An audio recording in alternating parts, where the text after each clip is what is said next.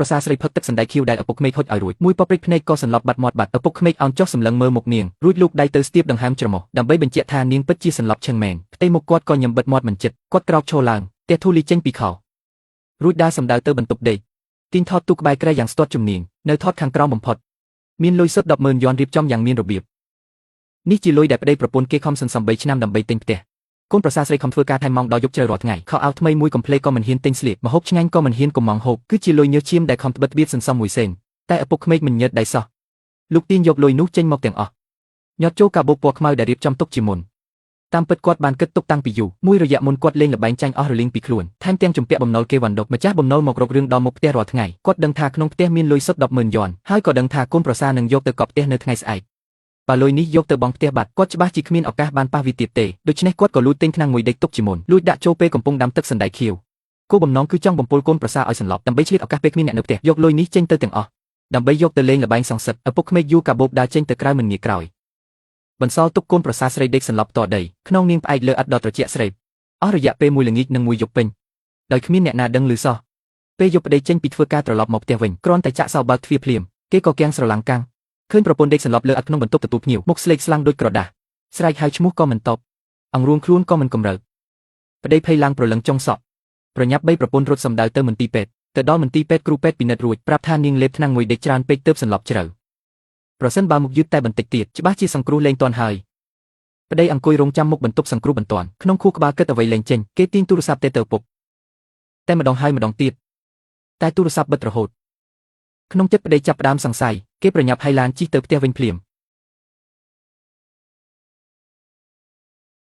ពេលបើកទ្វារបន្ទប់ដេកមើលឃើញថតទូក្បែរក្រែបើកចំហលុយសុទ្ធ100000យ៉នក្នុងនោះបាត់គ្មានសល់មួយសេនបាត់អស់រលីងប្តីខឹងញ័រខ្លួនតាត់ក្តាប់ដៃណែនឡើងលឺសូរក្រឹបគេមិនបានប្តឹងប៉ូលីសទេហើយក៏មិនបានលោឡារករឿងដែរគេអង្គុយចាំក្នុងផ្ទះពេញមួយយប់ចិត្តភ្លឺទៅឃើញឪពុកដើរចូលមកពីកន្លែងលេងល្បែងធ្វើមិនដឹង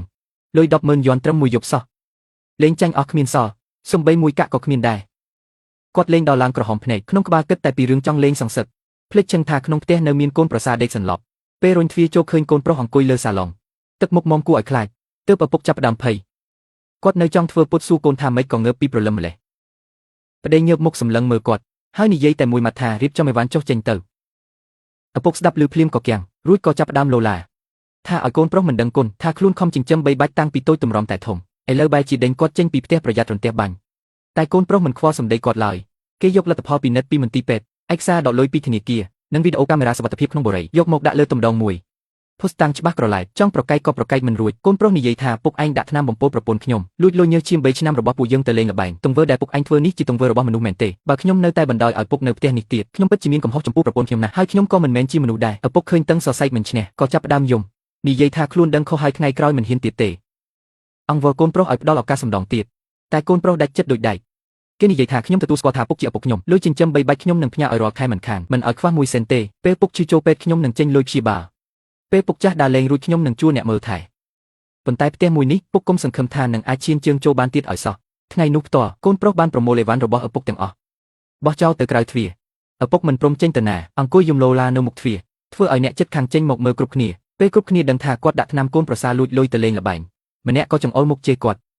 ់ថាគាត់ចាស់ហើយមិនធ្វើគំរូល្អថាគាត់ជាមនុស្សគ្មានមុនសការថាគាត់សំតែត្រូវគេដេញចេញបែបនេះហើយឪពុកខ្មាស់គេរកកន្លែងលាក់មុខគ្មានលែងមានមុខនៅទីនេះទៅទៀតក៏យូអេវ៉ាន់ដើរចេញទៅយ៉ាងភ្លាវក្រោយមកឪពុកបានជួបផ្ទះដ៏កញ្ចាស់មួយរស់ន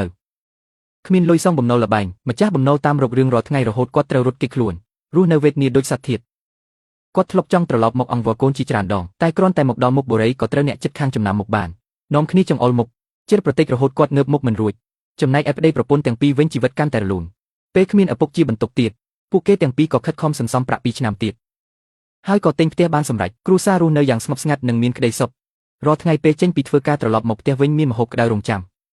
ំមនុស្សគួរឲ្យអាណិតច្បាស់ជាមានចំណុចគួរឲ្យស្អប់ទូនីតិជាចាស់ទុំមិនមែនជាលេសសម្រាប់ធ្វើអំពើអាក្រក់ឡើយទឹកចិត្តក៏មិនមែនជាវត្ថុសម្រាប់យកមកជន់ឈ្លីលេងដែរការកតញ្ញូជារឿងមួយការរក្សាគោចំហជារឿងមួយកាត់ប្រកិច្ចដែលត្រូវបំពេញគឺមិនអាចខ្វះបានតែគោលការណ៍ដែលត្រូវរក្សាក៏មិនអាចបំពានបានដែរការបណ្ដេញមនុស្សអាក្រក់ចេញពីផ្ទះមិនមែនជាភាពខុសខើទេតែជាការទទួលខុសត្រូវដ៏ធំបំផុតចំពោះខ្លួនឯងនិងគ្រួសារ